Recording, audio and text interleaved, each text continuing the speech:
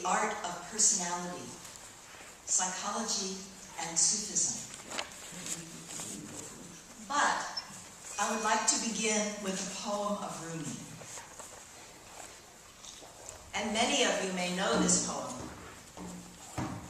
so you have the opportunity to hear it again and to listen with the ears of your heart.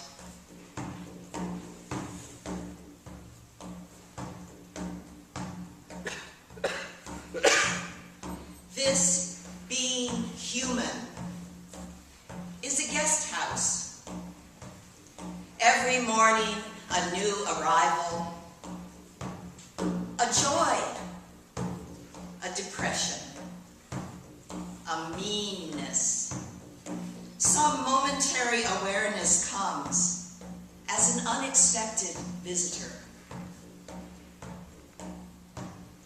Welcome and entertain them all. Even if they're a crowd of sorrows who violently sweep your house empty of its furniture, still treat every guest honorably. He may be clearing you out for some new delight. She may be clearing you out for some new delight. The dark thought, the shame, the malice. Meet them at the door, laughing, and invite them in. Be grateful for whoever comes. Be grateful for whoever comes, because each has been sent as a guide from beyond.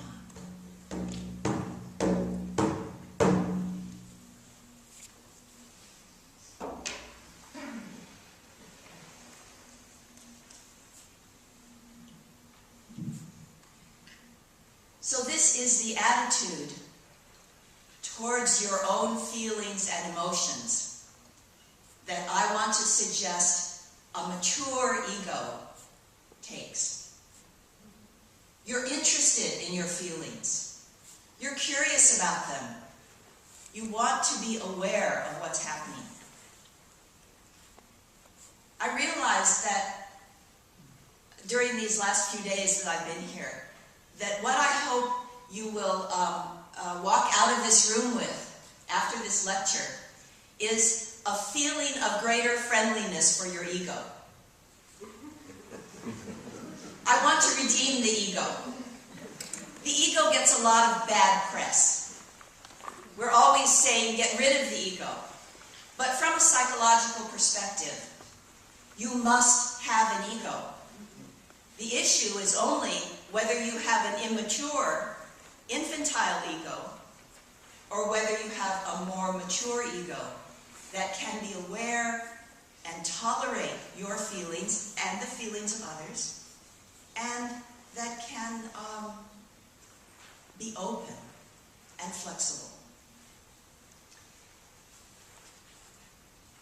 Murshid Hazrat Inayat Khan spoke very powerfully about personality.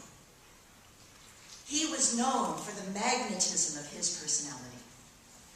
His mystical realization was manifested in his magnetism, his nobility of character, the personal attention he gave to the people he interacted with. We all know that there are some mystics and some mystical paths which teach a kind of letting go, a withdrawal from the world. If you withdraw from the world, if you take the impersonal path of spiritual realization, what is called in Hinduism, neti, you know this, not this, then you withdraw your energy from your personality. But that's not the path of our Sufism. The Sufi is alive and in the world, and that means you have to have a personality. Otherwise, our spiritual path, and I'm sure you all know what I mean. Of course, not in yourself, but you've seen it in others. That there is a kind of spiritual self you put on. You have a spiritual mask or persona.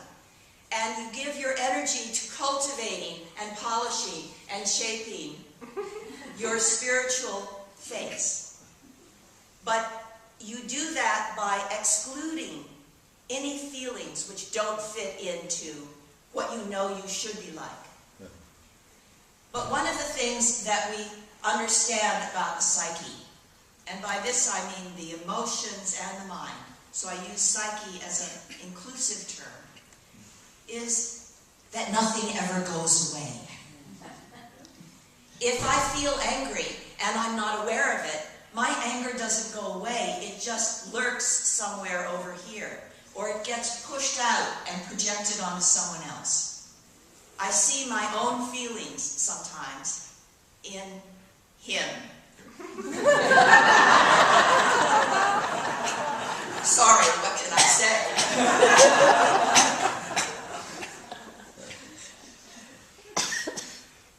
So the mature personality of it, the mature ego, has an ability to be aware of your own feelings and not simply judge your own feelings. Inaykan clearly states how important personality is. He says, the art of personality is not a qualification. It is the purpose for which the human being was created. And it leads one to that purpose, in the fulfillment of which is your entire satisfaction.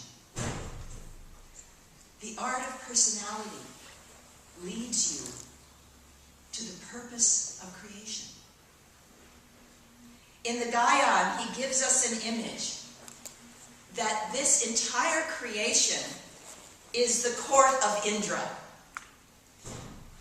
This is the court of Indra. And every soul here is destined to dance. There is no soul which is created to watch. Every soul is created to dance. So I read from the Gaian. Let me feel thine arms around me, beloved, while I am wandering away from home. Let my heart become thy lute. Hearing thy song, my soul comes to life. Let my virgin soul dance at thy court, my Indra. The passion it has is for thee alone. Oh, let me lean my head on thy breast, thine arms enfolding me, my feet touch paradise. Obviously, this guides us on a path of the heart, where the heart is related to the loved one.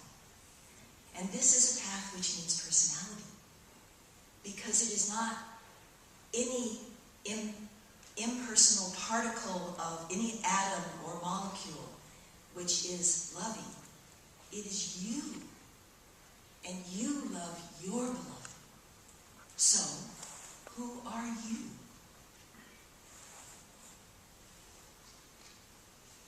How are we to learn this? How are we to develop a magnetic personality? Inaykan, of course, says that it is, as we know, it is our continual inclination to produce beauty that helps you to develop the art of personality. He says, and all of my quotations from him are from the art of personality. One must only try and develop beauty, trusting that the beauty in the depths of one's soul and its expression in whatever form is the sign of the soul's unfoldment. And of course, when he talks about beauty, he gives the example of music. He says, we can see every soul as a note of music and recognize what note it is. And in this way, we become a knower of souls. And then we know how to deal with everyone, how to harmonize with everyone. And we must have an ideal. I'll come back to that. So he gives us a description of the characteristics or virtues that one needs to cultivate. They stem first from nobility of character. And that, he says, means having a wide outlook. I might say an open mind, a curious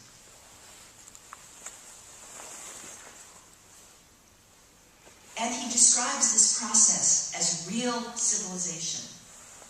Real civilization is the art of life. And what is that? It's knowing the music of life. One must know, he says, at every moment in one's daily life, what does life demand of me? What does it ask of me? How shall I answer the demand of my life? This requires one to be awakened fully to life's conditions. So what are the characteristics of the noble and civilized personality? Respect, consideration, reverence, kindness, compassion, sympathy, we all know this, forgiveness, gratefulness, modesty, humility, gentleness, meekness. All such virtues, he says, are manifest in the person who works quietly through life. A friendly attitude, spontaneity, the tendency to give, conscientious care for one's obligations in life, subtlety of nature, pliability of mind, dignity, self-respect, a sense of justice and fairness, noiseless working. Are we in agreement? But what if you don't feel like that? Then what do you do? And in my experience, it doesn't work for my teacher to tell me, stop feeling that way.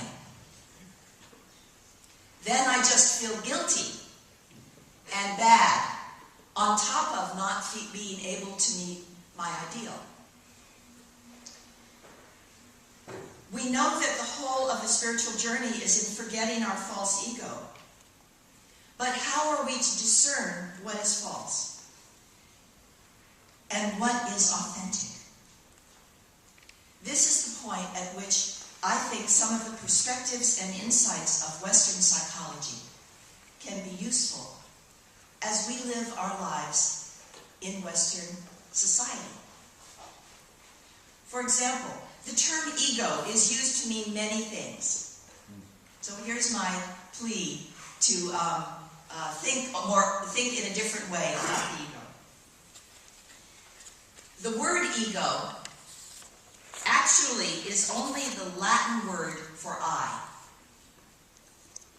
But the way that we use it in our spiritual circles often refers to a selfish, greedy, or self-centered attitude in a person. We say, oh, they're on an ego trip. And we mean they're being selfish or self-centered. But from a psychoanalytic point of view,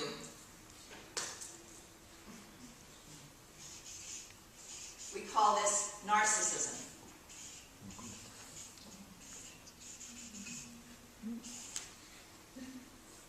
I'm sure you all know the story of Narcissus, who fell in love with the picture of himself in the pond and was completely uninterested in the call of a beautiful maiden who was in love with him. He only gazed at his reflection in the pond until he wasted away and died. So the narcissism is something that we all have and we all need. There is a healthy narcissism, a kind of regard for oneself. A healthy narcissism makes you take care of yourself and listen to yourself and actually know yourself. I read in a psychoanalytic book one time, every lecturer who stands in front of people who are gazing at him or her is having a narcissistic run.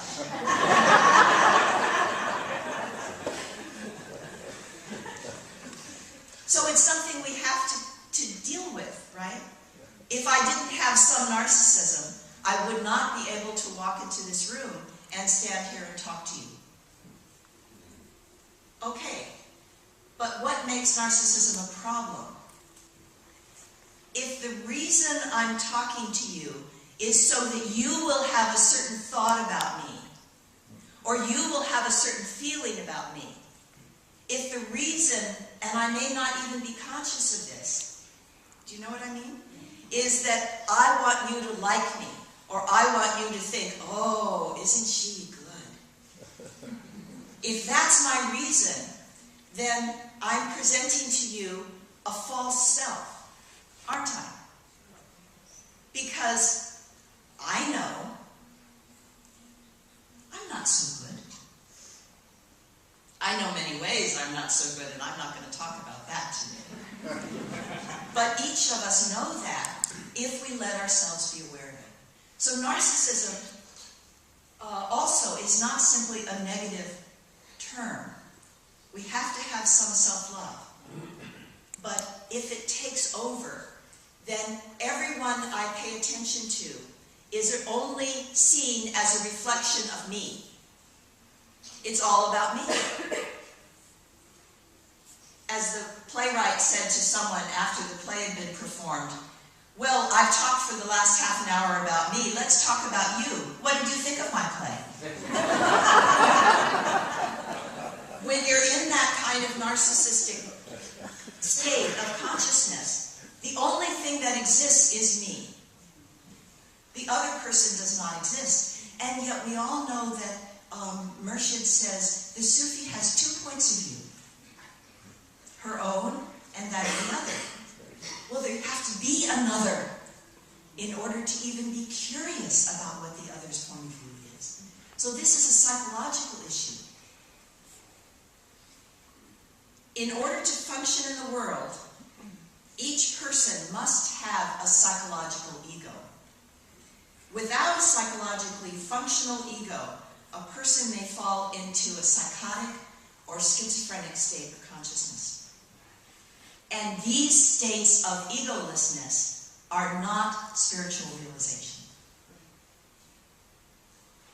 So, I want to draw upon some psychoanalytic and psychodynamic perspectives to clarify the art of personality.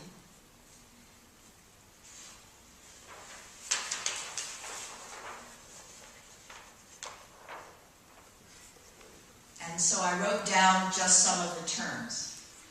Freud talks about a psychic structure. We all have within us a psychic structure. And he says it's made of 3 parts. The id, the ego, and the superego. So I want to look at what each of these mean. How do we develop an ego that can defend itself from impulses and instincts that come from within us? Our emotions, our desires, our angers, those passions, our hungers, our needs. How do we defend ourselves from them? How do we modify them? You know, a 2-year-old has a difficult time modifying their instincts, right? The parent has to pick them up and take them out of the room because the more you say to them, shh, shh, why mommy, shh, shh, and they make, the instinct comes up, the feeling comes up, and it just comes right out. So one of the jobs of the ego is to modify or contain your emotions so that you can decide, you can choose how you want to respond in a certain situation. Another function of the ego is to defend you from outside threats. When you're a child, from mommy saying no, from falling off of something that you've climbed onto, being very excited, but you have no idea, and so someone comes in and grabs you to stop you from falling off. You know the way that mommy or daddy takes the child's hand when you're walking on the sidewalk and you come to the red light. So there are experiences in the world that are threatening to you, right? I mean, I'm just talking about some obvious ones, physical ones. But because of that, we have to learn how to protect ourselves from what's happening in the world. And particularly, we have to learn how to relate to the rules and prohibitions that come from our parents, society, and culture. And this gets internalized in the psychic structure as the superego. The id is all the instincts and impulses. The id is unconscious, and the id runs on the pleasure principle.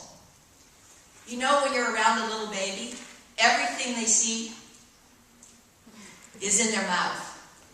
Anything, it doesn't matter. Something that I would go, ick. Everything, they want to feel it and touch it and smear it all over them. They just want to feel things. So the emotions, the impulses, the instincts are dominated by the principle of pleasure. I want what feels good, I don't want what feels bad. The ego is the observer. The ego develops as an observer. What's happening? An instinct comes from the unconscious. Oh, what does it want? Is this okay?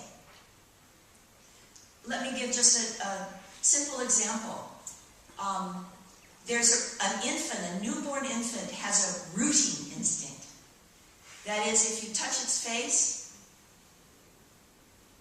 it turns in the direction that you touch. And this helps it find the mother's breast. So this is an instinct that leads to survival, right? So the very beginnings of the ego that can observe that, that's good. Where is it? Where's that wonderful breast that gives me the nourishment that I need? So that's, there's no conflict there. But maybe the infant gets a little bit older and suddenly is exercising, exploring its mouth, and bites. How does mother respond then? No. So the little primitive ego has to learn to say, no, don't bite. Suck, don't bite. I can bite this, but I can't bite that. How does it figure that out? Now, not in thoughts, no doubt, the way I'm saying these words. But it somehow figures that out, otherwise it doesn't get much to eat. And then the ego becomes a little bit more developed. And so then it says not just what it observes not only what I can do and what I can't do, the yes and the no, but maybe the instinct comes up to bite, and my little ego is trying to stop it and says, I can't handle this, I want to bite. And so I have to say, I don't want to bite, I don't want to bite. I'm a good girl. Good girls never bite. I'm a good girl. I love my mommy. I never bite. Now, I'm being too silly, but do you hear what I'm saying?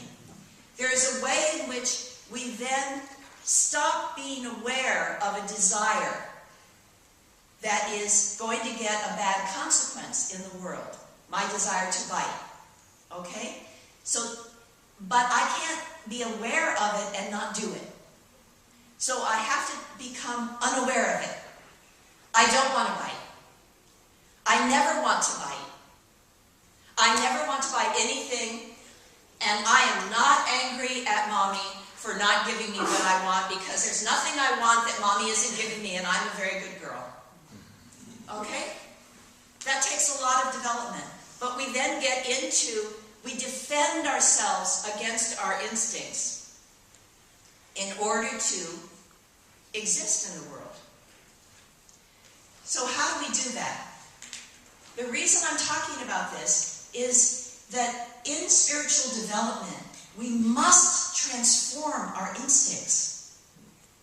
That is what the psychological part of the process is. If you don't transform your instincts, they just become unconscious, and then we defend against them in different ways. We project them onto other people, for example. Or we repress them completely, so I don't know that I'm having this feeling. Or we know that I have the desire to do something, but I cut off, I isolate my emotion, my feeling, my affect from it completely. So I just have this desire, but it doesn't matter, nothing really matters. So I want to talk a little bit more about these different ways of defending ourselves.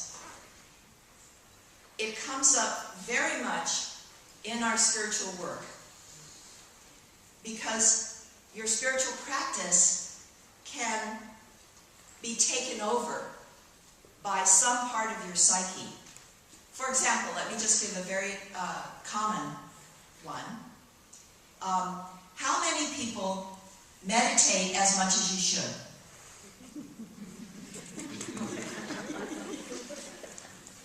How many people meditate regularly every day? The obsessive compulsives will raise their hands. And when you meditate, is your meditation really deep and spiritual?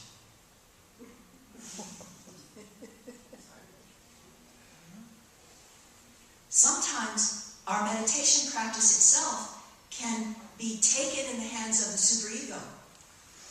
So the superego says, you should meditate. You should meditate every day. You should meditate more. You should do this practice instead of that practice. Have you ever heard this inside your head? Now the thing that I've discovered, how do you know when this is really yourself saying, oh, I need to meditate, or I need to do my prayers? And when it's the superego, I'll give you one secret. The superego is never satisfied. If you meditate every day, did you meditate at the same time regularly every day? Oh yes, I meditate at the same time. Did you meditate long enough? Oh yes, I meditate just the amount my teacher told me to. Shouldn't you do more? And in any case, I know that your mind was wandering when you were doing your prayers. Weren't you thinking of what you were having for breakfast? This meditation is worthless. Do you see what I mean? And it goes on and on and on. People find so many reasons when the superego has grabbed your meditation that you're not doing it right, that you're not good enough. And how much spiritual realization does that allow?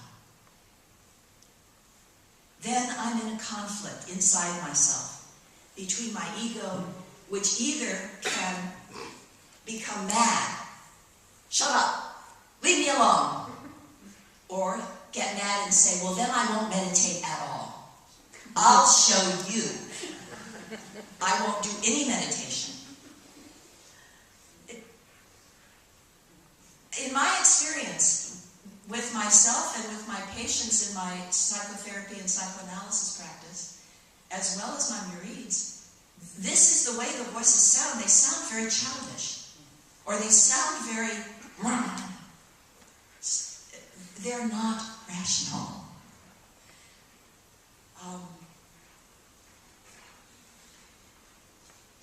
So what are some of these defenses? Repression. A feeling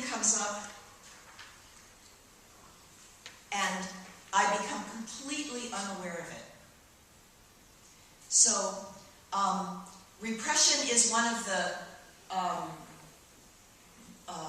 common defenses for the hysterical personality.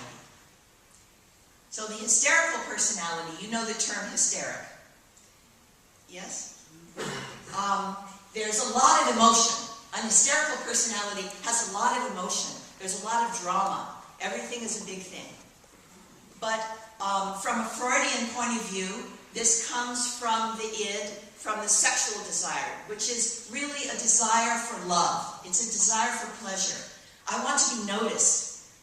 So how do we see this? Sometimes we see a murid who will dress up, who will put on makeup and fix herself up to be as attractive as she can when she goes to see her teacher. And then she will be a bit flirtatious, very charming. Oh, you're so wonderful. And batting her eyes. And if you were to say to her, this is some kind of sexual energy that you have here. Oh no! Oh no! I have such a deep